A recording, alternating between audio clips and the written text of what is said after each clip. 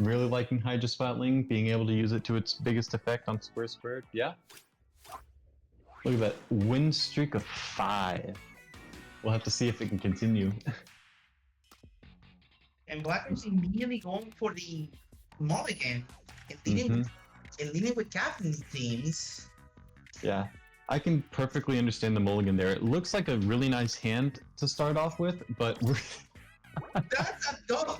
beautiful, beautiful clash. So as I was saying, the initial hand looked fine. You had Dynamo Roller, but you had both of your 312s in your hand already, and that's something you really want to avoid. So props on BlackRoseDragon for spotting that, taking the mulligan, allowing us to see this beautiful play. So we're thinking about either taking Hydra to throw or trying to set up another play at the power clam.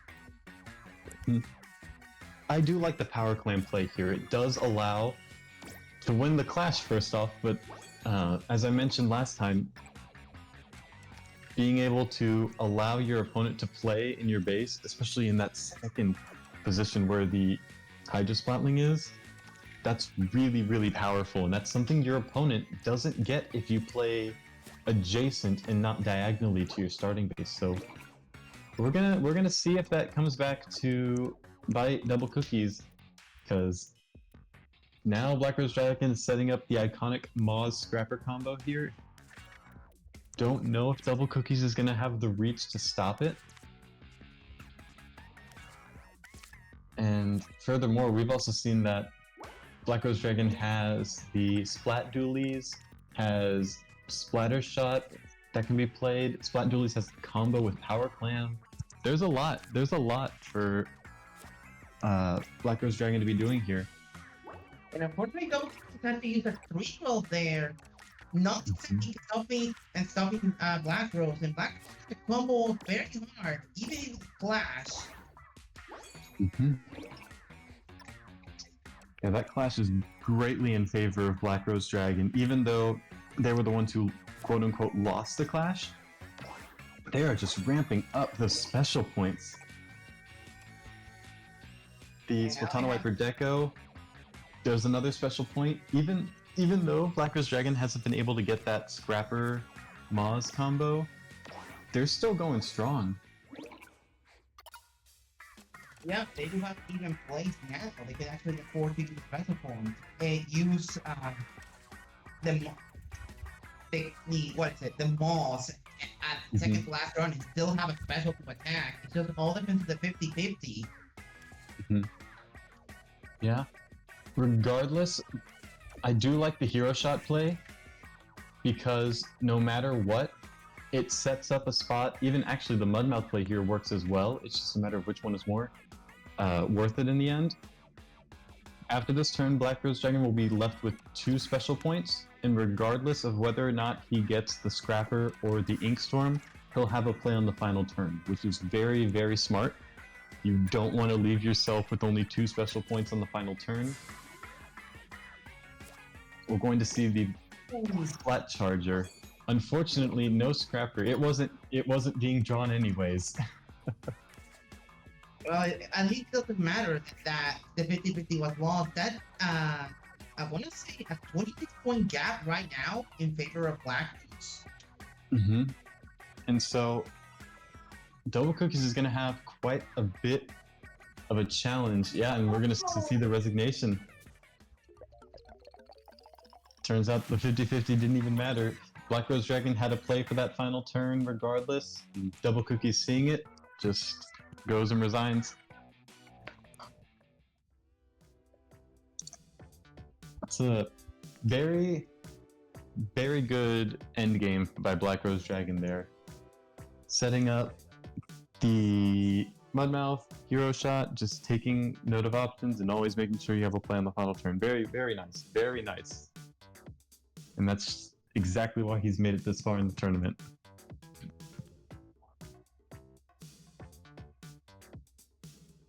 Looks like for the next match, we are going to pedal to the metal. This is a personal favorite stage of mine. It's actually one of those boards that allows you to get higher combo potential in your base, but you also need to be aggressive to potentially disrupt your play. That's 6 free special points for both players Very. available, and that is something you may not want to give your opponent. Disruption is a very, very important part of the game here. The Joe being played in a very interesting manner, only 1 point adjacent to the starting block cluster. It'll be interesting to see how DblCookies tries to set up for the base combo. Interesting Moz. I'm not sure I would play Moz here if you're going to play Scrapper, because you'd have to play it against a wall, and that is not... You don't want to give your opponent a wall to build their combo off of. Instead, actually giving the space. Hmm? But now it seems like BlackRose is going to focus on building their base at the bottom with Dynamo Roller. Dynamo Roller is very nice. It's just a flat wall. It'll activate some of those special points right off the bat. Kohozuna, not able to be played at the top, it doesn't look like. It is playable at the bottom, but it will probably break the combo that BlackRoseDragon is trying for. Say with the... Yeah. The Moz and Scrapper works much better in your own base than on your opponent's, as you're not giving them a ton of free special points. It seems like BlackRose is deciding which side they want to attack. Yeah, in the position it's in right now, the splatter shot can be played, and it'll fully be flush with the all of the special points. And you can see splatter shot right there. Instead, going actually to play it with heavy edit splatling potentially, Rose really has 2 options here. I do like it playing against the starting cluster more. I understand you have the heavy edit up there. That's the combo. Another beautiful clash there that very much in favor of BlackRoseDragon. And another personal favorite in this board is Reefly. In this board in particular can be a good backup plan to come with the pieces at the bottom, but now instead of running set it up for disruption, didn't pay off, but at least you get a special point out of it, so it's not a way to break wealth, in all honesty. I'm now seeing Scrapper here. Very nice play. It'll win the clash once more. Something I don't think you noticed. Did you count how many 312s are in BlackRoseDragon's deck? No, I wasn't paying attention. I think they're running 3 there? There are 3 of them in this deck. Triple Ink Strike, Crab Tank, and Reef Slider, all in this deck. Potentially for 3 special attacks on the final turn.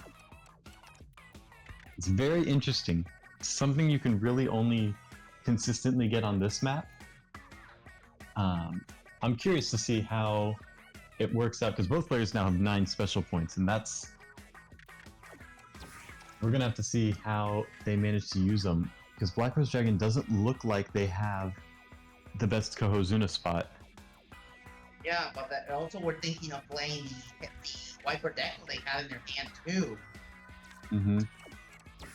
I wonder if we're going to see sort of a setup to be able to play Kohozuna. Yeah, kind of giving up this turn in order to be able to play Kohozuna here, and potentially actually be able to play Megalodontia as well. There may be a spot where that's possible. Right here is not it. If not, it's not the end of the world. BlackRoseDragon does have both Triple Ink Strike and Crab Tank that can be played. So playing your large card now and then playing a 312 on the next turn would probably be the best play if nothing else is possible. Obviously you want to get both Joe and Kohozuna on the board, but that's just not possible as right now. They're going Oh, the last with the Clash. point. And Interesting. now Very interesting. Vice special to go for while BlackRoseDragon has to go for the default here. Yeah.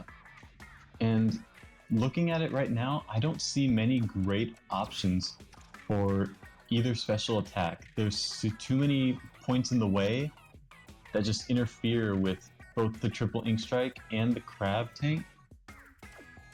It's gonna be a bit rough trying to find a spot, especially when DblCookies has so many more special points. The difference between 3 and 5 is monumental here. 15 versus 12 cost cards it means a lot. We're only going to see a Dynamo though, and it's going to be close. I'm not too sure who got this game. By 2 points, DblCookies. There it is, breaking the streak of BlackRoseDragon. Sad to see that win streak go, but it was fated to happen eventually. Brings the set back to one. Oh, should be yes, 1-1. And now it appears that we are going to be going to Lakefront property for the next match. My personal favorite stage is an interesting board on the idea that you have to build around the middle. That is a gap. There's some interesting cards. There's Hero Shot that actually instantly gives you a special point on turn 1 while also doing its own blockage. There's also Joe again doing his thing of just being excellent, just covering one side of the map completely. We will see what strategies they're going to go for these players, but I may have misspoke. DblCookies may have actually striked that stage, so we're going to be going to Cracker Snap instead. It happens. Well, Cracker Snap is another interesting one. This is actually a board that favors diagonal cards above anything else. Cards that actually allow you to go to the other side of the map easier and quicker. Yeah, and you can see you've got Big Man, Hype Manta Storm, Ink Brush. Those are very common cards to see here, simply due to their nature of being able to break through that center part. Pearl, by and large, probably the best opener. Just plants a special block right in the middle of the stage, and this is already not the greatest for BlackRoseDragon. But I wouldn't count them out. They're going for both of them are going for the Big Man 2, setting up an special point to the opposite end. So both of them in the opponent's base right now attacking. That's something you'd probably see a lot here. I don't really have much experience playing on this stage. I know how people play it. I know that people love their diagonal cards. They like Big Man, they like Pearl. But as for what happens once you get past that, who's to say? Because this is a very weird shape of the board. And so having to play and adjust to the board as it is right now is very, very interesting. Well, unfortunately, Black Rose seems to be blocked off to advancing on DblCookies' space. Meanwhile, DblCookies is able to just play it out in whichever way he wants. Black Rose will have to play defensive with his Ink Brush to go, or maybe thinking of setting up with Octocopter. Octocopter is meant to be a sort of combo piece. I really don't think BlackRoseDragon is going to go for it now, unless their plan is specifically to play Octocopter, give up basically all of their base, and then play a special attack afterwards. So we're going to see the Ink Brush here try to defend it. The captain will be played. Yeah. Well, and this Octocopter now can be what's intended, but if DblCookies is a way to break through, that would be real bad for Black Rose. Something like Sprinkler would be absolutely devastating here as the way it would be played. But thankfully for BlackRoseDragon, that is not going to happen. Now I'm curious, is BlackRoseDragon going to special attack? They are. I'm curious as to what the follow-up is here, because I don't really see it. I don't know what the plan is after the special attack happens, and because you don't want to just spend your special points using a special attack and then, oh well, you've used a special attack and you don't have any play afterwards. You really want to have some play, and see, there's a special attack from DblCookies breaking through, trying to take a large spot of that space that's still on BlackRoseDragon's side. Unfortunately, it seems like BlackRose doesn't have follow-up, and instead has to play defensively here, which is to their detriment right now. Mm-hmm. The Steelhead, it looks like a solid spot, but it's not actually going to give a special point, and now they don't really have any spots to play for pretty much the rest of the game now. They have Fred Crumbs, which I don't think can be played anywhere, and then Toxic Mist don't really have the greatest of spots for it. And then finally another Ink Brush, which, looking around, I don't see any spot for either, so it's gonna be a rough final few turns for BlackRoseDragon here. On the top of the that's actually a very good, very nice breadcrumb special attack there, giving both its own special point and the special point of the 10 attack. Both players pass. BlackRoseDragon is down so much though. There's a drawn the ink brush that they can play very specifically. Wow, very nice finding that so quickly. I would not have known where to play that. Well, it seems like they're thinking about maybe using the special points to get special points back, but they need to generate 2 special points with that ink brush, and that's not going to be good enough. Yeah, so instead having to play it normally, so far down. Unfortunately, that is a 24-point gap exactly, so the only way BlackRose had a way out of this is if DblCookies took nothing. And unfortunately, DblCookies has 3 special points, and that's going to be this game. Yeah, as long as DblCookies has quite literally any play on the board to win that match and take the set 2-1, starting to turn the tables on BlackRoseDragon. Now BlackRoseDragon is the one who's up against the corner, having to win these next 2 games. Yeah, 2 matches to win. It's a lot of pressure here. But I'm really not to handle it.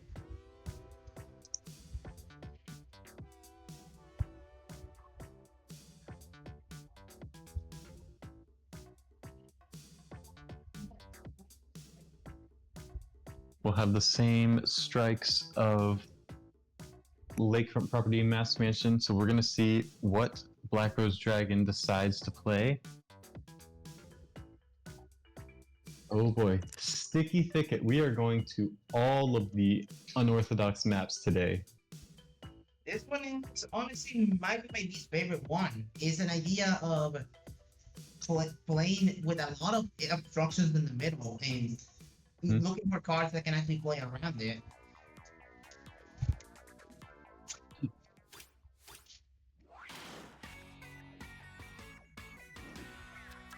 Yeah. It's a very interesting set of cards you have on this map, because there are several cards that just simply can't be played in the center area. Cards like Gnarly Eddie are pretty good. Megalodontia has been known to fit pretty well. Cards like E-Leader can probably work. What else is there? You've got Chargers. Any real straight line card seems to be a card that can work out very well. Though BlackRoseDragon not finding a spot, they can be played, but they just don't have any attachment points. So instead, having to go and use the Steel Eel instead. Not a terrible place, but there's probably no follow-up afterwards, so having to spend the song on just the second turn, it's not a great look for BlackRoseDragon, especially now that they're going to lose the clash with that Splat Charger. The E-leader can't be played. There's no connection point there. There's no follow-up allowed on that part of the map. And so we're going to have to see how BlackRoseDragon tries to adjust. Even though really no forward progress has been made, this game is about to get out of control very quickly for BlackRoseDragon. Chargers available to actually potentially reach the right side, but unfortunately, from DblCookies to block the other side.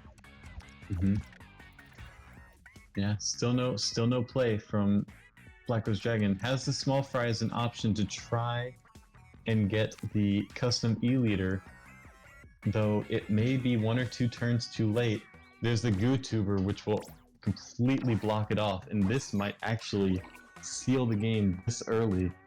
Even though all 4 cards are playable, they're not playable in a good spot. And so we're going to have to see how BlackRoseDragon responds to this.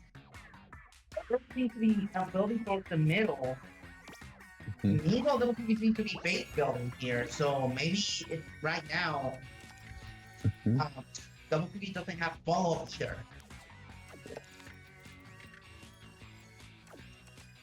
Yeah. Both players going for kind of a similar base building with Oct. Both have them in essentially the same spot mirrored on each side of the board. Though DblCookies is using something I've seen, Scallop is a very popular card I've seen. Simply how it just meshes well with Oct, and then say something like Gloogadoolies could potentially work. I'm trying to remember what other cards I see. Dreadringer. Dreadringer is a card that works well with it. Unfortunately, it seems like BlackRose has to play towards the middle, and it doesn't quite pay off as well as they would have liked. Yeah, and the biggest thing is that there's no special point there, which is BlackRoseDragon's biggest problem right now. Very nice Incline Tri-Stringer, just taking up more space. The E-leader scope is going to do fairly nice. But being behind 13 points here in a situation that you may actually be down in advantage too, this would be a very difficult game for BlackRoseDragon to come back, and they're actually considering going Joe or also over the border. There's too many special blocks and wall blocks right there to be able to use any sort of large special attack. It's not really going to be feasible just with how those special blocks are set up. So BlackRoseDragon is going to need to adapt pretty quickly, try to find some way to either infiltrate the base, some way to just get around all those special blocks, but the option is just not there. Instead, just playing the Splat Charger normally. Very nice special from DblCookies. Being 6 points up and having a much better board position, I don't know how we're going to see BlackRoseDragon come back from this. BlackRose needs to set up a special point with E-leader and potentially Splat or just play the Splat Charger for reach, but unfortunately, he may not have a position to do so. Yeah, and the problem is I don't think that Splat Charger spot is going to allow for much on the next turn. It only gives 1 special point, so you're stuck with your 312s. Inkfac actually could be potentially good here. It is a bit in the way and just not able to find any good spot for it. With all the special blocks in the way, there's just no spot for it. And so He's got a lot more leeway with 4 special points, and now there's a point to go, so yeah, with how far down BlackRoseDragon is, I don't think we're going to see the comeback here. The splatter color screen is going to have more more blocks than the E-leader, and that will be the game, set, and match. DblCookies pulling off a 3-1 victory over BlackRoseDragon, going back to challenge Joven in the grand finals.